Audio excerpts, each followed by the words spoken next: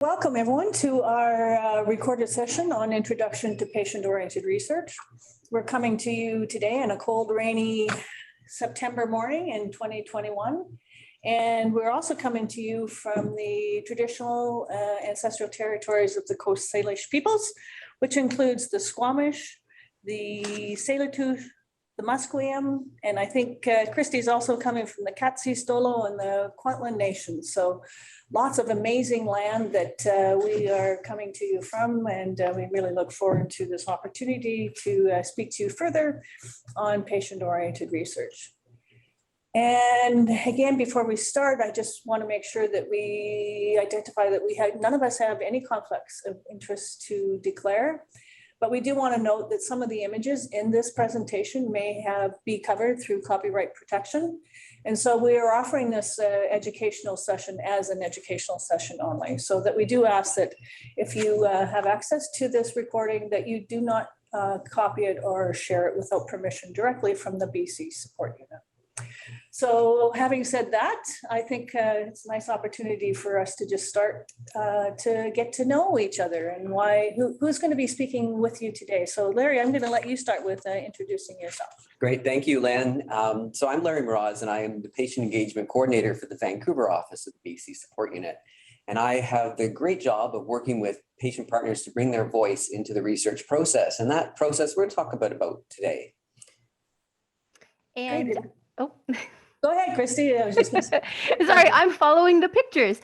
Hi, everyone. I'm Christy Coldwell. I work at the Transplant Research Foundation of BC, helping to integrate the patient-oriented research lens into the work that we do and the research we fund. And I am also a heart transplant recipient, and that has afforded me the opportunity to be a patient partner in various activities in the research setting. And I'm looking forward to really bringing home the message on why the lived experience lens is so important to the overall research process. Great, thank you, Christy, and welcome. And hi, everyone. My name is Lynn Feehan. I'm the Knowledge Translation Lead, also in the Vancouver office at the BC Support Unit. And, with my hat as a KT lead, one of the key pieces is that knowledge translation is about making sure we bridge that gap between the research that's being done and the research that's being used in the healthcare system. And so I'm really looking forward to the opportunity today to just highlight that it's, if we want to ensure that research is used in the health system, it's really important that the research that's done is relevant and important. So that's kind of the overall message that I'm liking to see today. So, and then in short, we'd like just to refer to ourselves as the L2K collaboration, because we do work together frequently and often, and I always enjoy these conversations. So I look forward to another L2K collaboration again today. So having said that, let's launch into what we were going to talk about. So go ahead, Larry. Absolutely. So for the next half hour or so, we're going to talk a little bit about patient-oriented research, as you might have gathered.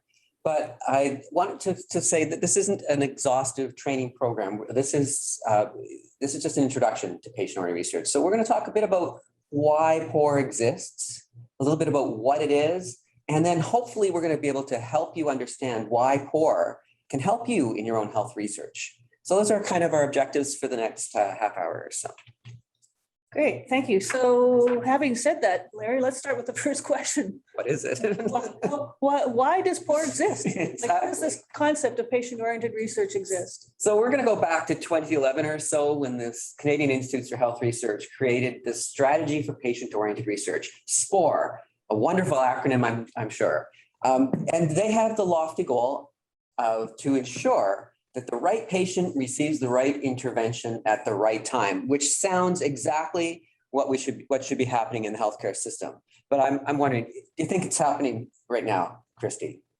Unfortunately, I don't believe that that's actually the case. The reality is that there currently is a big gap between when research is produced and when it actually gets back into practice.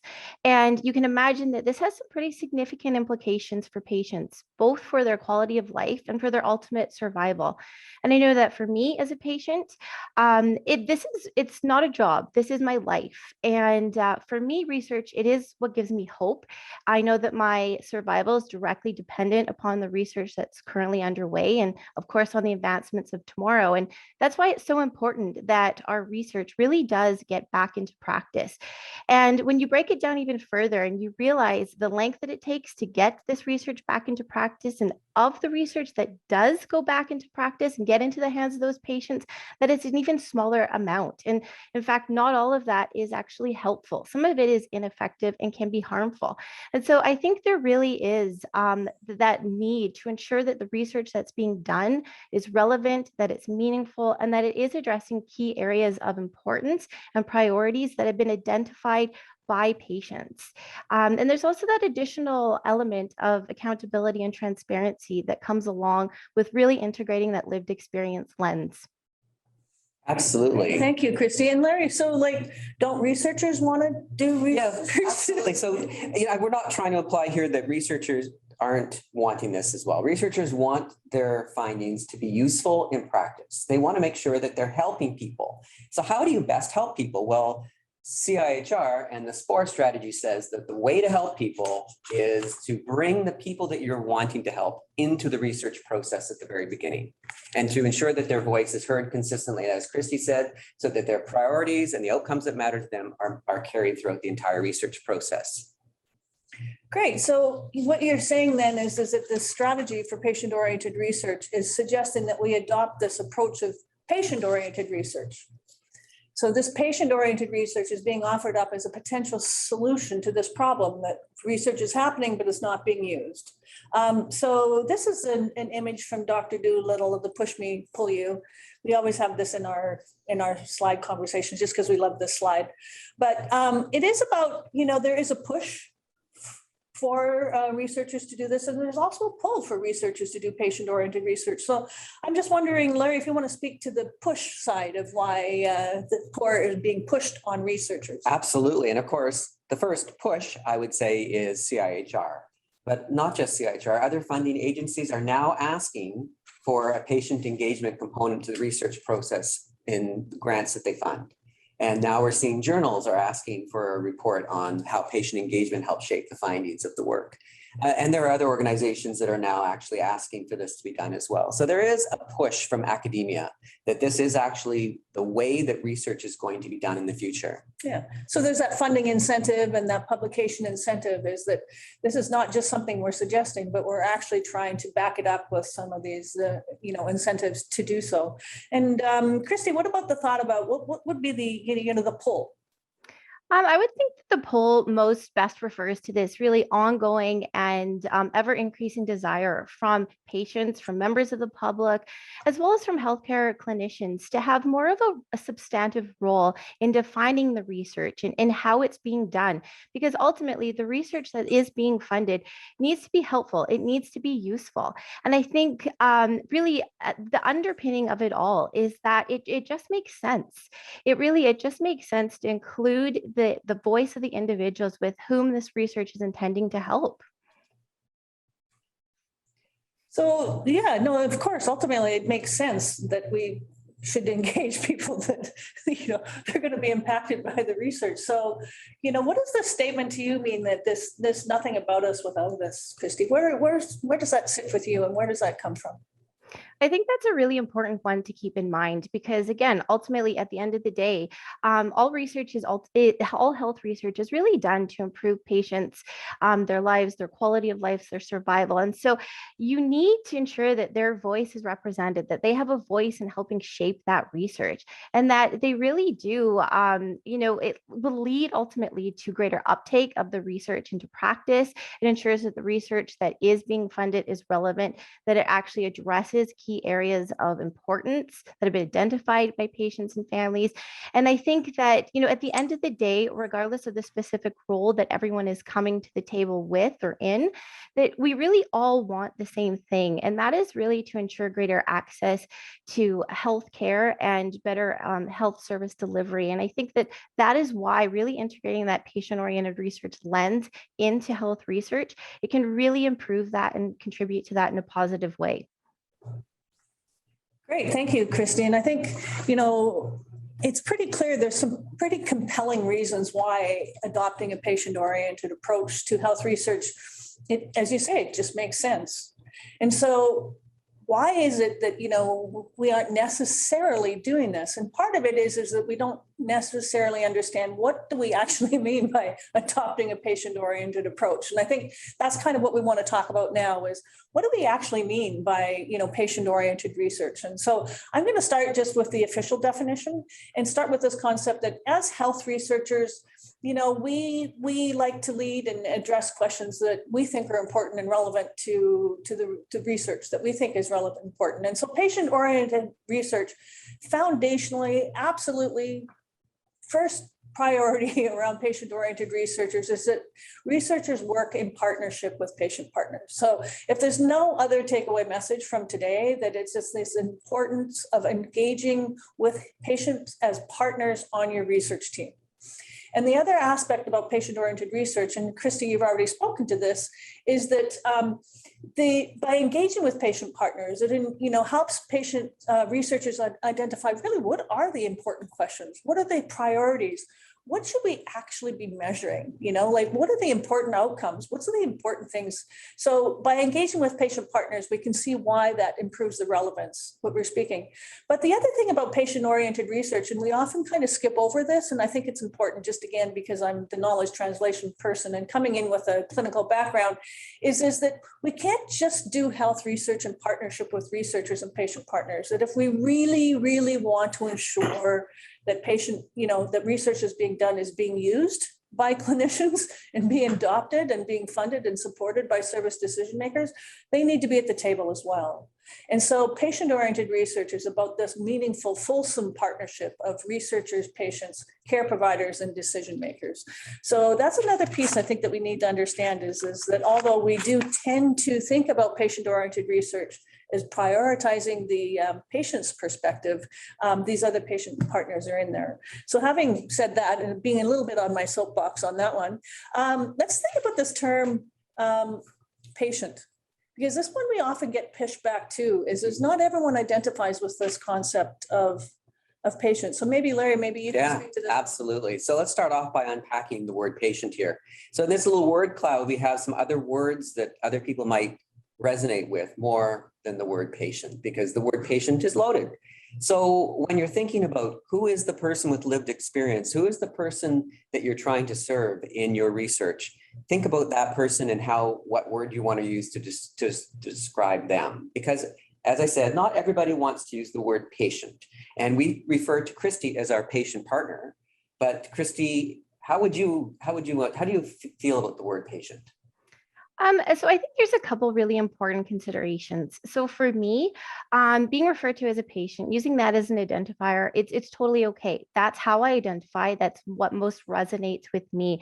But I think that it can really be context specific. It's dependent upon the setting with which the research is occurring, and also on how, also the individual preference of the individuals with which you're hoping to engage, and asking them how they best want to be referred to and respecting that.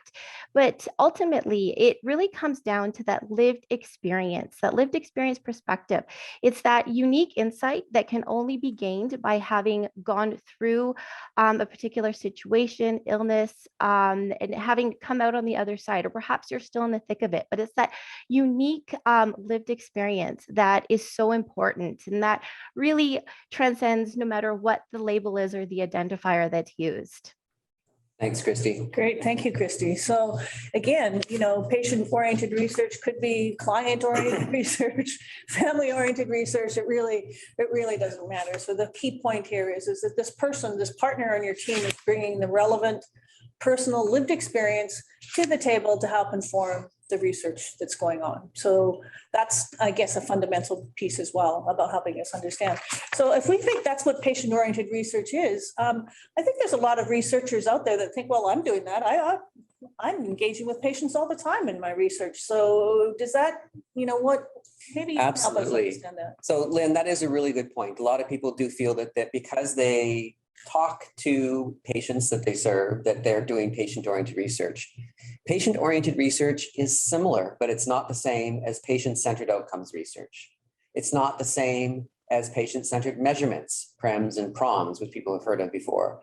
patient-reported outcome measures or experience measures. And most importantly, it's not the same as including the patient perspective in your work by doing qualitative research and qualitative data collection. It's not doing research on people or for people, but with people and by them. Christy, what do you think about that? And no, Larry, I think that's a really important distinction that needs to be made and is often confused and overlooked by a lot of individuals. And, being a patient partner is very unique and different from being a patient participant or a research subject in a study. And so when I'm being asked for data or for my blood or for some other form of sample, that is me being a research participant or a subject in that study. That's not being a patient partner. When I am being looked to for my experiential knowledge, when I am being asked about how a particular study or method in the research program or project may impact others or looking for my insight and my feedback, that's using me and my experiential knowledge to really improve the overall research project. Great, thank you. So again, I think you guys have made it pretty clear what patient partner and patient partnering with patient partners in research is really the foundational piece, that differentiating that term as patient as partner versus patient as participant or subject. And that's something that's also sometimes can be confusing, not just for researchers, but for patient partners as well, because patient partners often come into the world of research having had the experience of being a participant in a research project as well. So it's about having people understand what their role is and how to get in there. So patient-oriented research is about, engagement with patients as partners. But the other piece that we want to talk about, and just briefly, is this concept about what does meaningful partner engagement mean? So what we're really trying to avoid here is this concept of tokenistic engagement. And so I'm wondering, Christy, what does meaningful engagement mean? If you're a patient partner in research, what does that mean to you? So meaningful engagement is really all about being seen and treated as a true and equal member of the research team. It's about having my feedback, my insight, my contributions respected and valued. And I also think it's about recognizing that there can be some potential barriers or potential, power disparities and taking steps to overcome those. So I can really use my lived experience to benefit and to enrich that overall research. And I think that's a significant one. Great. Well, thank you, Christy. And I think we all think we want to enter into partnerships and have meaningful engagements and relationships. But I think you did touch on this important point that often the patient partner comes into the research team in a position of lower power often. Like there's often that physician or clinician or researcher patient hierarchy and dynamics. And it's really important to acknowledge that, they're coming in with different knowledge and experience. And so foundational, that's an important piece. But so it's that, even if you go in with the intention to have meaningful engagement, Larry, can you speak to the concept about, is all engagement good engagement? So this is a really good point. If you're doing meaningful engagement, if you're hearing, understanding, and valuing your patient partner, that is the goal. But bad engagement can almost be worse than no engagement at all if you don't really listen to your patient partner. It can be harmful. And so we need to think about that the intention to do without the actual, capacity to really think about what you're doing and how you're going to be doing it is important. So yeah, intention is great, but doing it and doing it well is also a skill that we all need to work on. So yeah, thank you. So I think the other thing about engagement is that we often think about, well, I'm engaged, with patient partners all the time. I mean, I just asked, we just did this research and we found these great results and we just went and, told some of our patient, partners this great stuff and asked what they thought.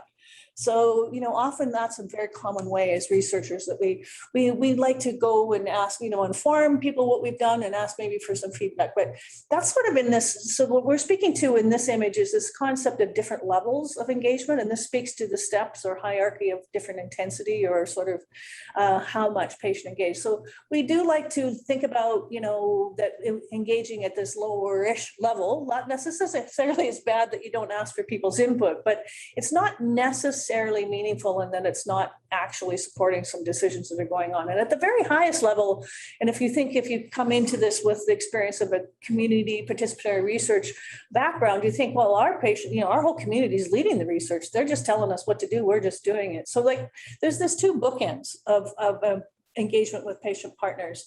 And I'm just thinking, Larry, what do you think about, is there something in the middle there? Yeah, absolutely. And I just want to say that, we see these ladders and spectrums of engagement. There's different frameworks, and we're not going to explore them in depth right now, but they really do represent different levels of engagement, different intensities, but it's not meant to represent the way to do this. It's not a ladder that leads you to the ultimate goal. It represents how it can be done. And so different people can be involved to different degrees. So they might be involved in making decisions in the research on a very high level, or they might be involved in helping make decisions about research tools. And our goal is to get up to the higher end of this ladder. But, there are definitely frameworks around engagement levels, and we won't go into them today, but something to consider. So Christy, what are your thoughts about, different types or levels of engagement? Well, I've been fortunate in the sense that I have participated in all of these levels, including at that highest level of engagement, at that empowerment piece, where it has been patient-led, patient-driven research. But that is research that does, although it can be incredibly rewarding and really produce some transformational findings, it does require an incredible investment of time and energy from a patient partner. And so I found that, that midsection, that involved point from the green to the oranges can really be the most feasible, the most realistic, and also incredibly still nonetheless rewarding for patient partners. And the key characteristic of that engagement is really having a role in the decision making. And what is so important about that is that that's where patient feedback is actually having an impact. It's helping to shape the research, and it's making a difference, as of course opposed to the lower level where patient partners are simply being informed or told, and their input isn't really actually having much of a difference or shaping much of that research. So I think that we should all really try to strive for that midsection. Great. Yes, thank you. Thanks. So it's real-time, meaningful influence in decision making. So it's the day-to-day activities. And I love that decision making, not data collection. That's how we can frame this, really.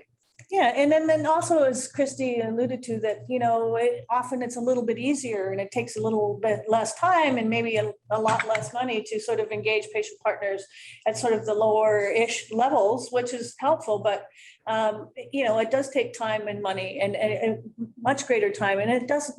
Patient engagement doesn't come for free. And so one of the things that we like to say is that this is an investment that's well spent. And so it's time. It's not just the money, but it's the time you're investing into this really is what the whole is. What's the win around patient-oriented research? Absolutely. We think about it. If you develop an incredible intervention that no one wants to use, then what's the point? Your investment in research is not useful. Yeah, that's poor investment of research, right? Okay, great. All right, thank you. So again, I think we've covered sort of the pieces about that. So the other round is that patient, engagement of patient and partners is there like a best way to do this, right? And often you think about, well, this is a good idea, but I actually don't know what to do. And so, or even where to start. And so this is about this concept about there's many opportunities. It's about having, keeping your eyes open to it and just thinking about where are the opportunities. And so I'm just going to move to this next slide. So we've spoken to the fact that foundational to adopting a patient-oriented approach in research is having patient as a partner on the research team. But when we're talking about adopting a patient-oriented approach to all things related to health research, there's other opportunities. And I'm just wondering, Christy, if you might, besides being a patient partner on research teams, can you provide some other examples of where you have actually been a patient partner supporting some of these other parts of research? Definitely, Lynn. So really, all of these I have had the opportunity to be involved in, which has really been, I think, quite illuminating as well, because it's shown me that even though it may not be directly related to a research project, that lived experience lens really can help positively impact and shape the health research. So that's whether it's on a governance or advisory council helping to shape and define the research priorities, or as a patient family partner reviewer on the peer review committee.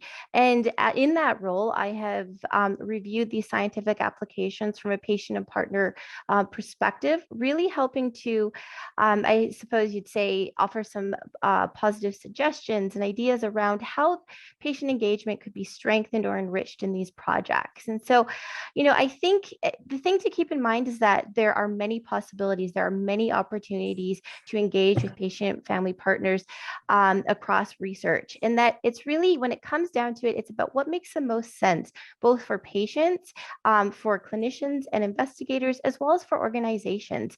And that it's not a one size fits all approach. Great, thank you, Christy. And I think I really resonate with that term, Yeah. which is what makes the most sense, right? This is a commitment to engage with the patient partners. And what does that mean in my situation, my organization? Well, let's figure out what makes the most sense and let's start Yeah, there. absolutely. So Larry, go, You- would you speak to this on? Absolutely. We really need to match the researcher's needs and expectations with the patient partner's knowledge, skills, attitudes, interests, abilities. So this is all about having a conversation and many conversations and building relationships. Because if you're going to ask someone to be on a team and you want to have meaningful interactions with them, they have to understand what it is that you're wanting to do, and you have to understand what their needs are as well. You have to compromise, you have to work together, you have to build a relationship. So it's relationship building is almost 90% of the work in this. So Christy, what are your thoughts? Yeah. I couldn't agree more with what Larry said about relationship building, because that is really central to, I think, meaningful and effective patient partnership on the research team. When you realize that this engagement is really about bringing kind of two different worlds together, you have the research world and you have that lived experience world coming together. And it's the merger of these ideas to really improve and better the research at hand. And I think that's so important to keep in mind, and recognizing that, like any partnership, any relationship, there needs to be that ongoing and open communication.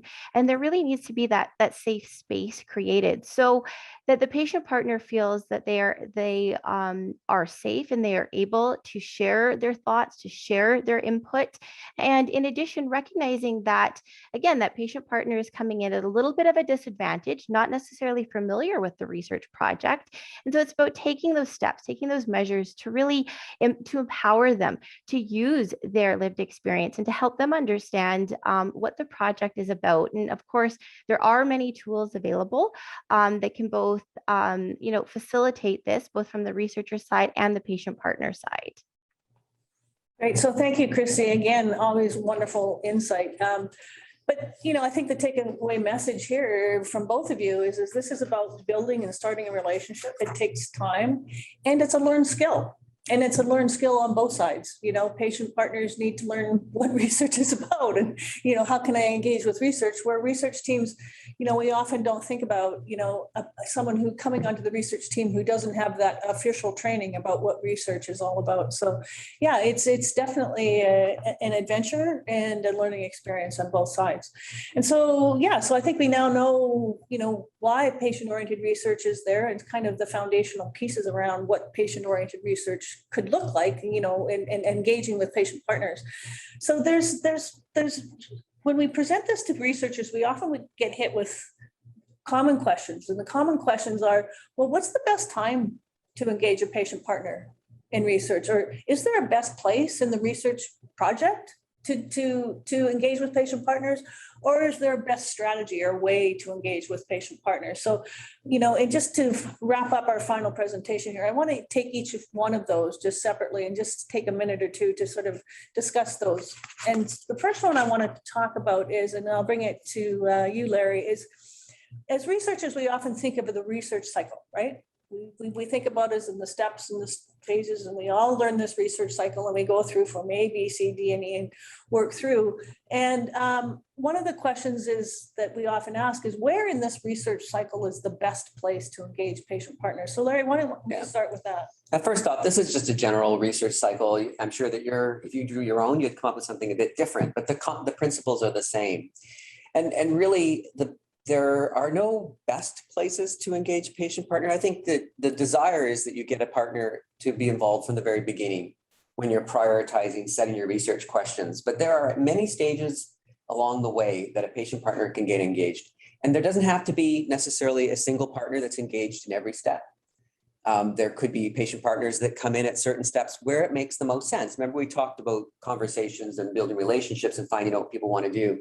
What we'll find is that partners will want to get more involved in different stages of the research and step back at other stages where it makes sense. You can only get that through conversation and through relationship building, of course. So I think one of the things that's daunting for researchers is they think that a partner has to be involved at every stage of the research. And that might happen, but it's not necessary. It's not absolutely necessary. So Christy, where maybe from your perspective, where do you think some of the more easier, more common start points that researchers tend to sort of gravitate to with patient engagements, or one of the ones that you're more commonly asked to participate in? Maybe we could start there. Definitely, it would come down a lot to the design. So a lot of times being asked or asking patient partners around their thoughts, their input around some of the design methods, whether they're appropriate, whether they're potentially causing undue harm and burden to participants. And then of course, where in the execution of the research materials. So working with those patient partners to either co-create, co-design some of those surveys or research questions, or help the consent forms as well. And I think another piece that's a really big one that often is put forward to patient partners is, of course, towards the end, towards that dissemination piece, seeking their input around how best to communicate those project findings back to targeted audiences and what some of the best methods are. And I think those, of course, are all logical, make the most sense a lot of the time. But I think it's important to keep in mind that there's some perhaps often overlooked, but nevertheless important areas that can have pretty significant impact as well for engagement. And that's right, of course, right at the very beginning, right when you're starting to think about the research question at hand. And before it is well defined, bringing those patient partners in to hear from them, to help that inform and really shape that guiding research question and to refine it with them. That's a big one. And I mean, I think that's going to follow through to all stages of that research project. Yeah, it's kind of hard to go back shift when you've already got the design and everything in place, and then you engage with patient partners and going, yeah, well, maybe that outcome maybe wasn't quite right. So we often do talk about the fact that the earlier you can engage with patient partners to really help inform the priorities, the questions, and the outcomes is the ideal. Doesn't mean you have to. But it is certainly something that we certainly try to support and engage. Okay, so thank you. So this is really, again, it's about what makes most sense, right? Like just let's figure it out and start with baby steps. And if you've already started your project, it's okay. You can still get a patient partner to be engaged in your project. It's never too late to engage. And like you say, even as Christy said, if you're already completed most of your research and you're now just thinking about dissemination, it's okay to engage with the patient partner at that point. If that's where you are, that's where you start, and that's where we can support you. Okay, so let's move to this next question. The one that often comes to us is that, oh, that's great, but I'm a bench researcher, so like patient-oriented research doesn't work for me. Or, I do quantitative research, or, I do health administrative data analysis, so patient-oriented research doesn't work for me. So I'm wondering if you guys can speak to this. Is there a better type of research or method of research that's better suited for patient partner engagement? So maybe Christy, I'll let you start with this one. I think that although there are some of those common misconceptions, perhaps some people may think that, of course, qualitative research is going to be more appropriate or best suited. And like you said, Lynn, bench research is not. That's not the case at all. I think there really is the opportunity to have that research benefit from that lived experience. And it's about being open to these possibilities. And it's going to look very different depending, of course, upon that research project, upon the context that the research is being undertaken. But nevertheless, it is possible and it can be done. Larry, what are your thoughts about this? Well, as we say here, POUR is an approach. It's not a method in itself. It's an approach or a process that can be layered onto any type of research, including bench research. If you can't explain your research to the people you want it to help, again, a patient partner can help you with that. So there certainly is, there's no reason why we can't have patients engaged in any type of health research. Right. It's finding that appropriate spot within the research. Exactly. And I think the other point that Christy said is it might look different in the way they're contributing for different aspects of the research, but there's always that opportunity and we need to be open to that. So yeah, so the answer is there is no one place in the research. There's no one right research methodology. And the final question that we often come to, is there, when we talk about people that do health research, sometimes we think about the academics working in the academic world, conducting their career in health research. We also know there's researchers, doing basic research, sort of frontline research within the health system. And then we have this nice combination in the middle where you both have a clinician and an academic training. So there's lots of people doing health research. So my question back to you guys is there people that do health research in BC? Is there any type of health researcher that is better suited to adopting a patient-oriented approach? I think that obviously some may be more inclined to take it on as it's a natural extension of their work.